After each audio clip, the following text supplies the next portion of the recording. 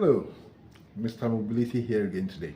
And this time, I'm here to talk about compact smartphones under $500.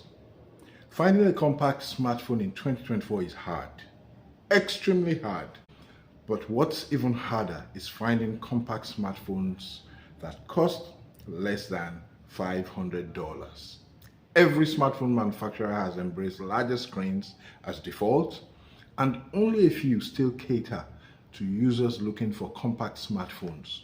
And even those make mostly compact smartphones for the premium end. So it is even harder to find modern compact smartphones under $500. By compact in this case, I mean smartphones with displays that are 6.2 inches or smaller. I have big hands and I struggle with anything bigger than 6.2 inches. Maybe I can still be comfortable with 6.3, 6.4, but honestly, my ideal smartphone size is 6 inches, right? But 6.2 inches is a fair deal for compact smartphones. There are a handful of them. There are a handful of modern compact smartphones that cost less than $500, but most of them have such limited availability that they practically do not exist for the majority of mobile phone users. Easily the most popular one is the Google Pixel 7a. It's a 2023 model though, but it is quite up to date and powerful. You're also getting a solid camera, IP67, water resistance, allowing it to be submerged for up to 1 meter and no more than 30 minutes. The display has Corning Gorilla Glass 3, and there's a pair of stereo speakers as well. Of course, you also get Google's timely software updates for 3 years. So the Pixel 7a is quite a deal. One issue I have with it, as with almost all other Pixel phones, is the overheating issues. I do not get for the life of me why Google seems unable to optimize their software with the hardware such that their phones do not overheat at the slightest issue. Now, almost all modern smartphones overheat if you push them hard enough eventually. But Google Pixel phones are notorious for overheating at the slightest opportunity. You turn on your hotspot to share your internet, boom, it starts heating up. You take pictures for more than 10 minutes, boom, you get a notice on your screen saying the phone is overheating. You start recording video, the same thing. Google needs to fix that. Honestly, I would love to adopt Pixel phones as my primary drivers. I love the software updates, I love the hardware, I love the clean nature of the user interface, but I can't deal with that overheating. I live in the tropics and I use my phones for multiple things. Every single time I have purchased a Google Pixel phone, I have had to let it go eventually because it just kept on overheating. Anyway, another issue I have with Pixel phones is the relatively slow fast charging. Pixel phones, Samsung phones, Apple iPhones, they're in the same WhatsApp group when it comes to fast charging. They have the slowest fast charging in the market. If you can live with these issues, if these issues don't bother you, the Pixel 7a is good value for money. You can find it on Amazon and elsewhere for around $375, right? Okay. So the next modern compact smartphone that I'd recommend is the Sony Xperia 10 Mark V. It's less popular than the Pixel 7a, but like the Pixel 7a, its 6.1-inch display makes it a compact smartphone.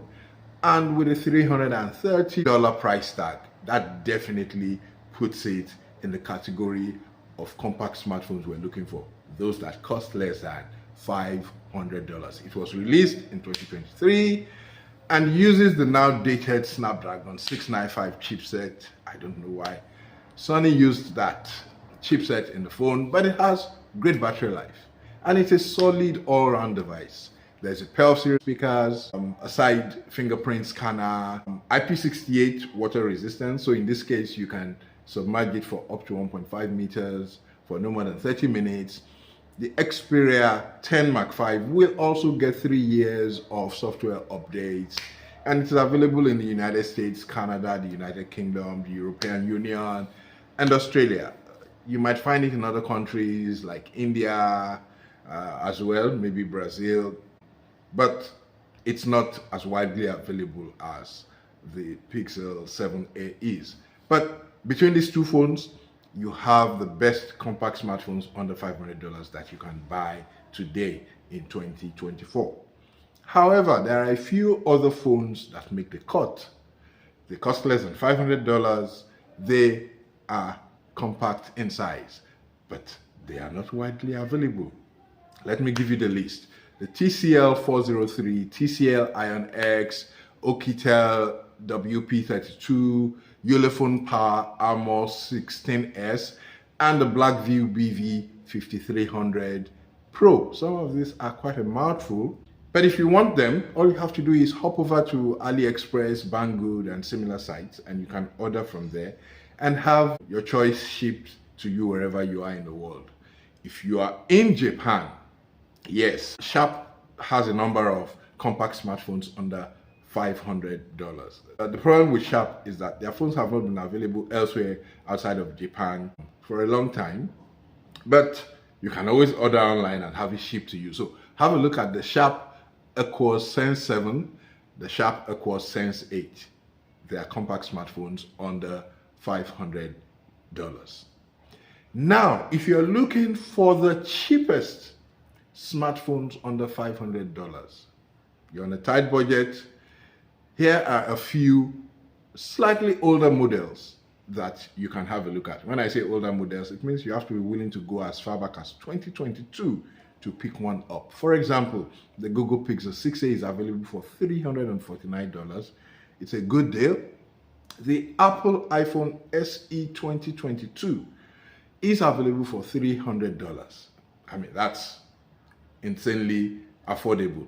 I owned one and I found it a powerful smartphone. The dated design will put off a lot of people. It didn't put me off. I was able to use it.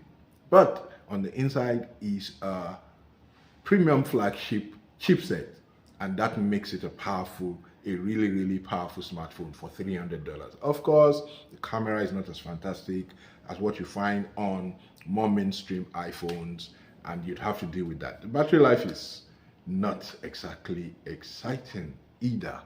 But if you want a compact smartphone under $500, look at those two options.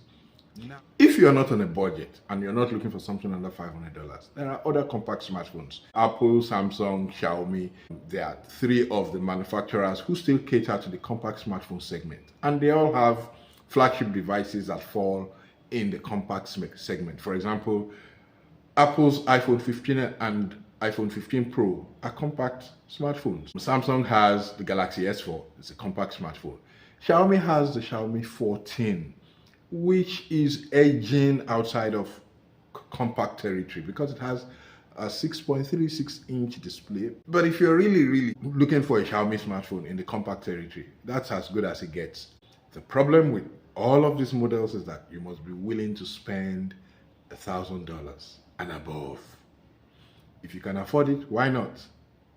You want a compact smartphone after all. I'll see you again next time. Take care.